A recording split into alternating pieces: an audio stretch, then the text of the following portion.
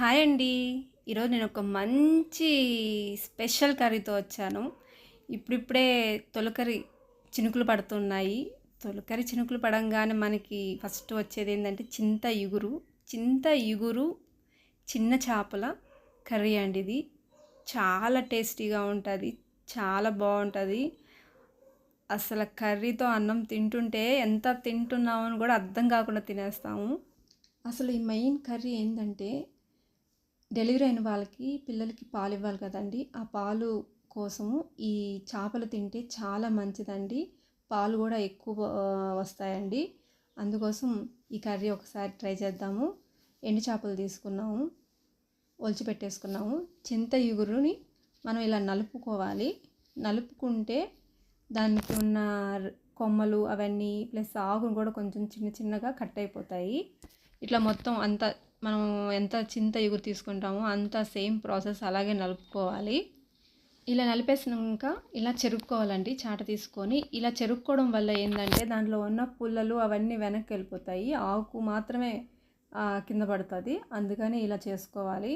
ఇలా రాకపోతే మామూలుగా చేతితో తీసేసుకోండి. తర్వాత ఆనియన్స్, టమోటాలు, మునక్కాయలు, వంకాయలు అన్నీ కట్ చేసి పెట్టుకోవాలి. వంకాయలు మాత్రం వాటర్లో వేసి పెట్టుకోవాలి. ఒక బౌల్లో చింత ఇగురు, చేపలు, కొంచెం కారము,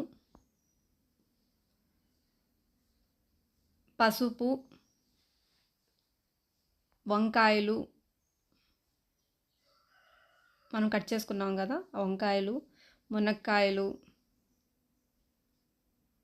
ఉప్పు, ఆనియన్స్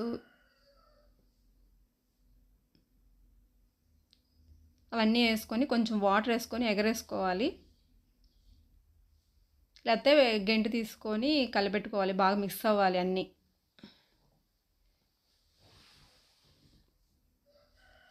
కొంచెం వాటర్ వేసేసి పెట్టుకోండి దాంట్లో. ఎందుకంటే మనం చింతపండు రసం వేయకూడదు, ఎందుకంటే చింత ఇగురు వేస్తున్నాం కదా, అది సరిపోతుంది ఆ పులుపు. ఒక బాండల్ తీసుకున్నాము. ఆ బాండల్లో కొంచెం ఆయిల్ వేసుకొని ఆవాలు, జీలకర్ర, ఆనియన్స్ వేసుకొని తాలింపు పెట్టుకున్నాము, ఫ్రై చేసుకున్నాము. ఆనియన్స్ కొంచెం బాగా వేగాలి.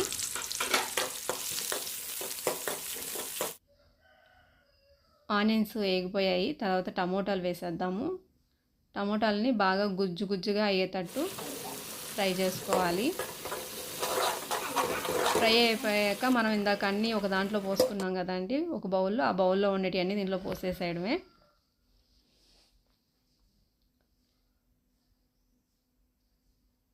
బాగా ఉడకాలండి.